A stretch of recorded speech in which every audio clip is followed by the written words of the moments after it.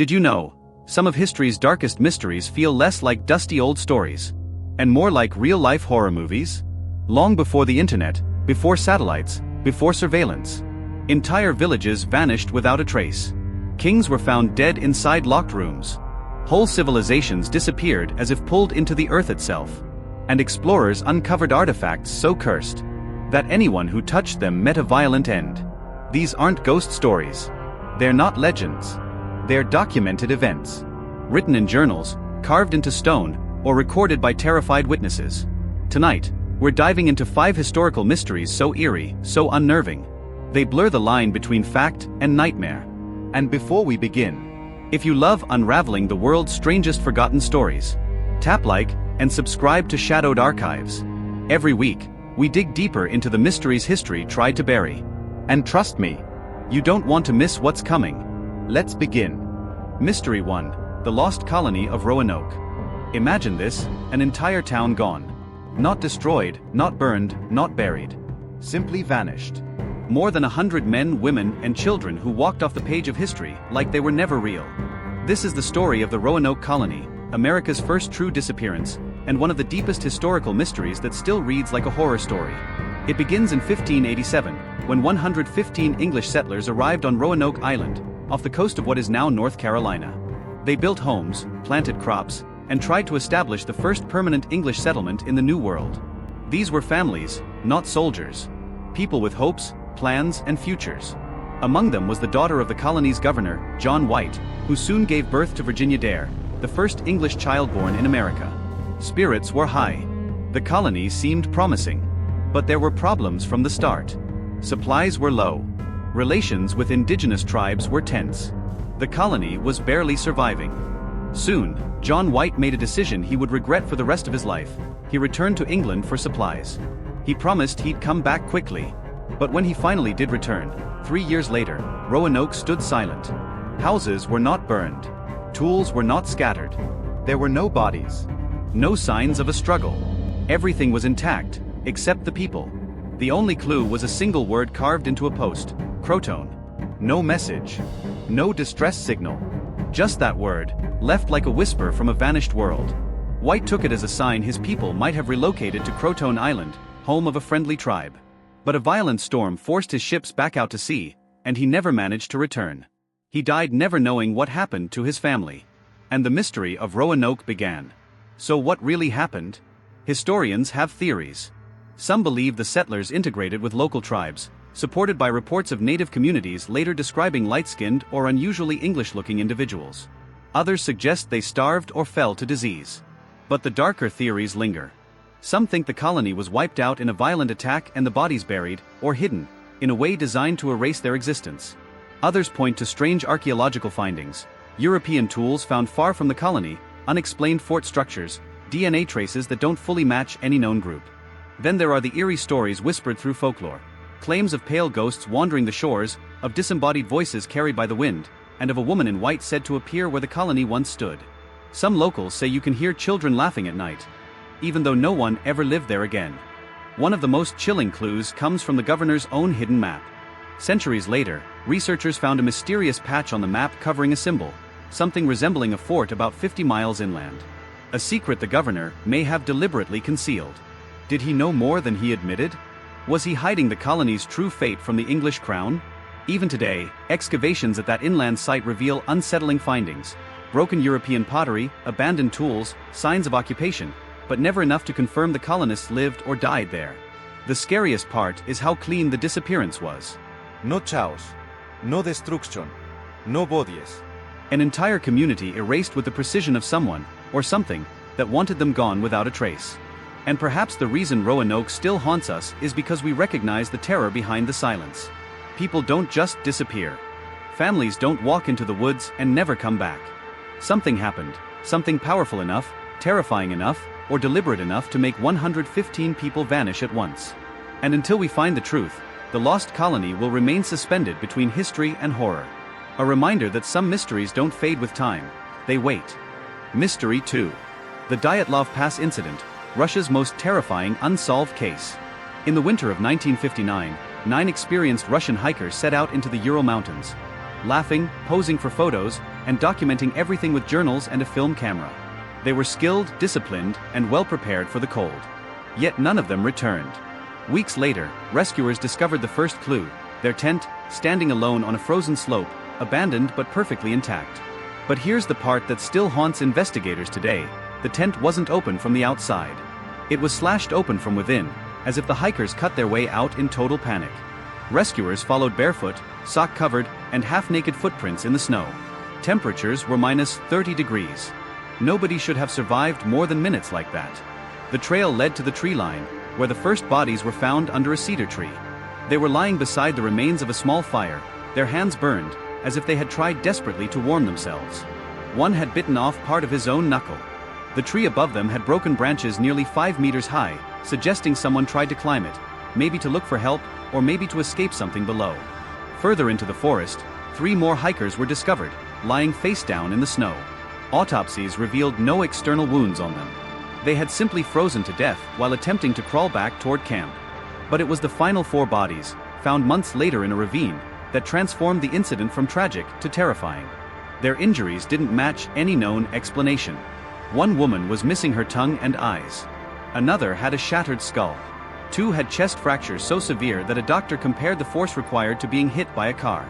Yet none of them had bruised skin, meaning the trauma came from an intense pressure force, not a visible external blow.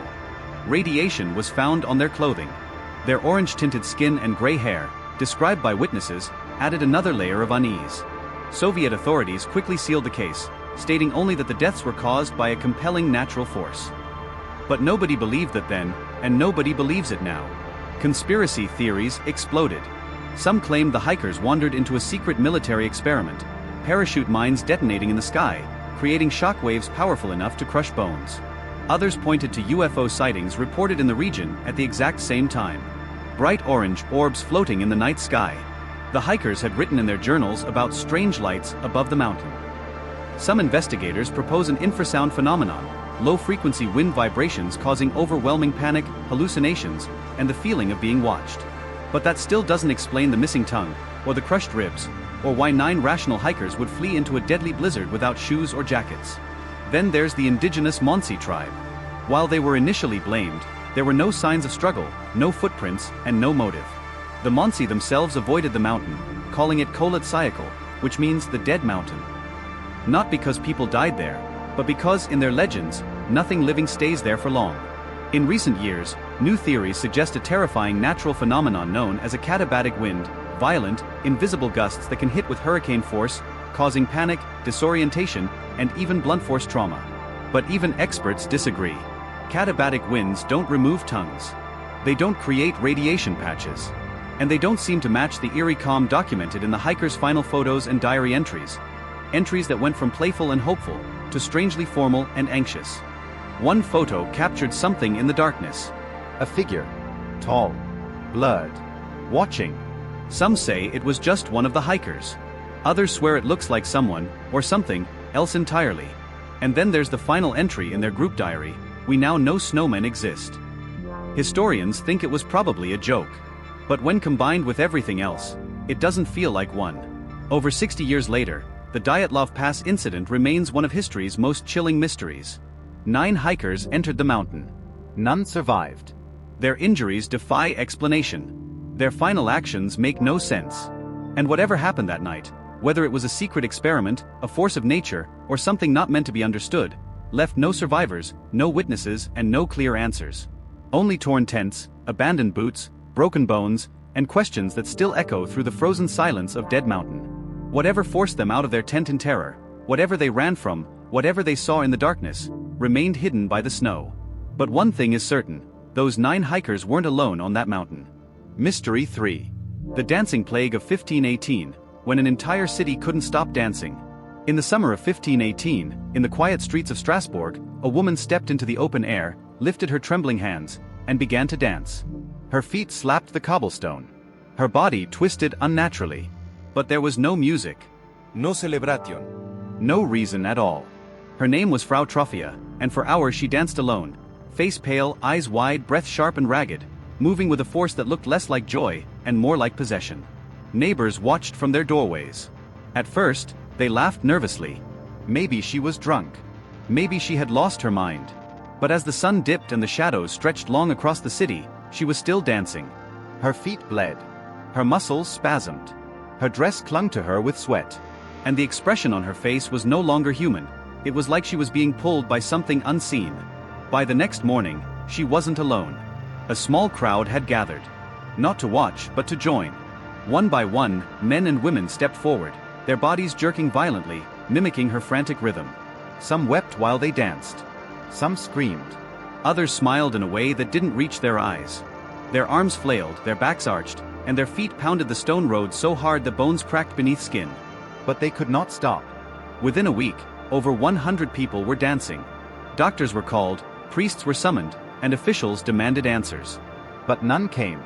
The dancers claimed they felt a burning energy under their skin, a force pushing them, dragging them forward. Their hearts raced like they were running for their lives. Their eyes darted from shadow to shadow, as if something, was chasing them. Centuries later, historians still don't agree on what happened. Some blame ergot poisoning, a fungus found in rye that can cause hallucinations and convulsions. But ergot poisoning doesn't last for weeks, and it certainly doesn't affect hundreds of people in the same way at the same time. Others say it was mass hysteria, collective fear turning into uncontrollable physical movement. But hysteria doesn't usually leave bodies broken, bones shattered, hearts burst inside chests. And then there are the accounts, hidden, quiet, brushed aside, that describe something no scientific explanation can cover. The shared visions. The identical hallucinations. The reports of a tall, faceless figure appearing at the edge of crowds, vanishing whenever someone got too close. And the feeling, described by survivors, that they weren't dancing, but being dragged. To this day, no one knows what truly caused the dancing plague of 1518. But the stories remain. Stories of music that wasn't there. Of bodies that moved long after they should have stopped. Of feet pounding the ground against their will. Of a shadow that watched, patient, silent, waiting. And some locals in Strasbourg still whisper that on certain warm nights, if you listen closely in the old city, you can hear it, faint footsteps tapping on the stone. Like someone keeping a rhythm. Like a dance, beginning again. They say history repeats itself. But sometimes, it doesn't just repeat. It waits. Mystery 4. The Phantom Train of Paris.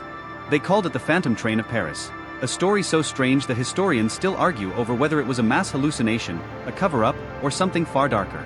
It began on a cold autumn evening in the late 1800s when a group of Parisians boarded a small, experimental sightseeing train, one designed to showcase new technology, new routes, and the future of urban travel. The passengers were dressed in fine evening clothes, laughing, smoking, chatting about the novelty of riding a train meant only for leisure. Nothing seemed unusual, except for a few witnesses who later insisted the train conductor looked unnervingly pale, almost sick, as though he hadn't slept in days. Some passengers claimed the air around the station felt too still, like the world was holding its breath.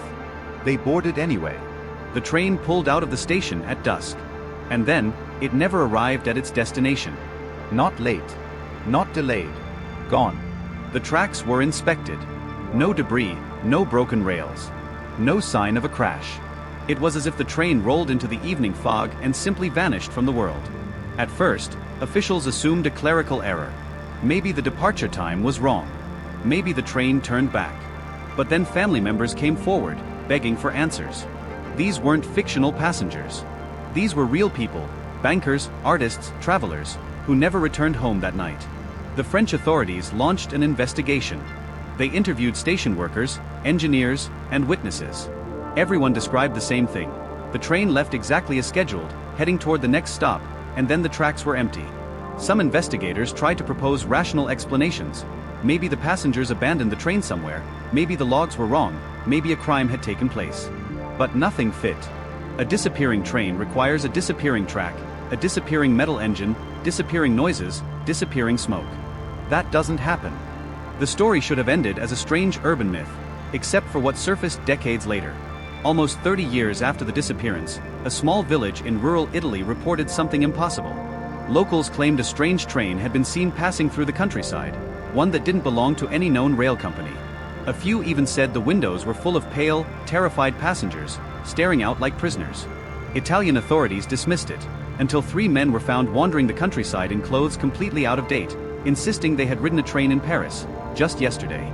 They said they boarded at dusk, rode through a thick fog, and when the windows cleared, the landscape had changed. They weren't in France anymore. They spoke of a terrible, eerie silence, a feeling of being pulled through something, like the air itself had stretched. Then they leapt off the train, terrified, abandoning the other passengers who were too afraid to move. Authorities tried to verify the story but couldn't. The men had no documents, no proof. Yet their clothing matched French fashion from the exact decade the Paris train vanished. Their names matched 3 of the people long considered missing. And their ages? They should have been old men nearing 70. But they appeared no older than 30, the age they would have been on the night the train disappeared. Some historians argued it was a hoax. Others claimed it was a mistaken identity. But a small circle of researchers believed something else, that the train had slipped through time or dimensions, or something humanity has never been able to explain. A few even pointed to strange reports from railway workers who claimed that sometimes, late at night, they heard a faint whistle echoing along abandoned tracks, even though no train had run there in decades. And occasionally, observers described seeing a flash of lights in distant fog, as though a train were passing through a world just slightly out of sync with our. Mystery 5. The disappearance of the lighthouse keepers of Eyllionmoor. On December 26, 1900, a small ship sailed toward the Flannan Isles, a remote cluster of rocks west of Scotland. These islands were nearly impossible to reach, battered by waves, wind, and storms that could lift a grown man off his feet. But something was wrong that morning. As the relief crew approached the Eyllionmoor lighthouse, they saw no smoke from the chimney, no movement on the catwalk, no welcoming signal from the keepers whose job was to never leave the building unattended. Instead, the lighthouse tower stood silent and cold, like an empty monument staring into the sea. When the crew finally docked, they climbed the slick stone steps carved into the cliff. A storm had recently passed. The waves were still violently slamming against the rocks. But what they found inside the lighthouse would become one of history's strangest disappearances. The kitchen table looked as if someone had walked away only minutes earlier. A half-eaten meal was still sitting on a plate. A chair was knocked over, as though someone stood up quickly. An oilskin coat, essential for surviving the storms, was missing, but 2 others were still hanging on the wall. The clock on the wall had stopped. The beds were undisturbed. And the lighthouse logbook, written in the careful hand of one of the keepers, contained entries that set off alarm bells immediately. The final written note didn't describe anything that sounded possible. It said that the fierce winds had made the men afraid, unusual on its own, since lighthouse keepers were trained to withstand the worst weather imaginable. But an earlier entry said something even stranger, that one of the men, a strong, seasoned keeper, had been crying. Another wrote that the island was filled with a violent storm, even though ships in the area reported perfectly calm seas. It's as if the storm existed only on the island. No bodies were found. No signs of a struggle. No blood, no footprints, no indication that the men had left voluntarily or forced. The only clue was outside, near the western landing platform. Massive iron railings were bent like soft metal. A steel storage box had been ripped open and thrown far from its original position. Ropes that were normally stored high above sea level were found tangled near the water's edge. Whatever force hit that island had been unbelievably powerful. But that explanation doesn't line up with the facts. The missing coat suggests that one keeper went outside. But lighthouse regulations required that at least 2 stay indoors at all times. So why were all 3 gone? Investigators pieced together a theory that one keeper went out to secure the landing equipment during a storm. Another followed him, either to help or to check on him. Then, perhaps, a massive wave swept them away. But that still leaves the 3rd man. The lighthouse door was shut. The lamp was cleaned and refilled. The clock was wound. Everything inside suggested calm routine, not chaos. Why would the final keeper abandon his post, violating every rule, especially during bad weather? He would have seen the wave coming. He would have known the danger. And yet, he vanished without even putting on his coat. Then there's the part that makes the mystery feel almost supernatural. For centuries, the Flannan Isles were considered cursed by local fishermen. They believed the islands were home to Saint Flannan spirits, who guarded the land and punished trespassers. Men refused to set foot there unless absolutely necessary. Stories told of strange lights moving across the cliffs, voices echoing with no source, and figures seen walking along the lighthouse balcony when no one was stationed there. Even before the 1900 disappearance, keepers reported uncanny things. Tools missing and later reappearing in impossible places, doors opening in the middle of the night, and shadows moving against the walls with no light to cast them. Years after the disappearance, sailors reported seeing something eerie, the lighthouse shining at night even when no keepers were assigned to it. Another crew claimed they saw a figure standing on the balcony, looking out to sea. When they approached the island, the figure stepped back and vanished. Some believed the men went mad. Others blamed rogue waves, gigantic walls of water known to rise out of nowhere. But there's one detail investigators could never explain. A rogue wave powerful enough to drag 3 men off a cliff would have left clear signs inside. Soaked floors, broken equipment, water damage. None of that was found. The lighthouse logbook entries remain the most disturbing evidence. One line, written before the final entry, simply reads, "Storm ended. Sea calm. God is over all." And then, nothing. As if the pen dropped. As if the writer saw something that left him silent forever. Over a century later, the disappearance of the Eilean Mor lighthouse keepers remains unsolved. No remains were recovered. No evidence of foul play was ever found. No final message was left behind. Just a lighthouse standing alone against the wind, its beams sweeping across empty seas, still as mysterious now as it was the night those 3 men vanished from the face of the earth. Some say the island took them. Some say something climbed out of the ocean and lured them away. Others believe they're still there, walking the tower at night, keeping the flame alive in ways the living were never meant to understand. History is full of answers. But the deeper we dig, the more we find stories that refuse to be explained. Frozen bodies without a cause. Villages that vanish. Faces trapped in eternal screams. Ships full of the dead. And sounds that haunt the living. Maybe these mysteries are warnings. Maybe they're echoes of things we still don't understand. Or maybe some chapters of history were never meant to be solved. If you want more dark mysteries, forgotten truths, and stories the world tries to hide, don't forget to subscribe.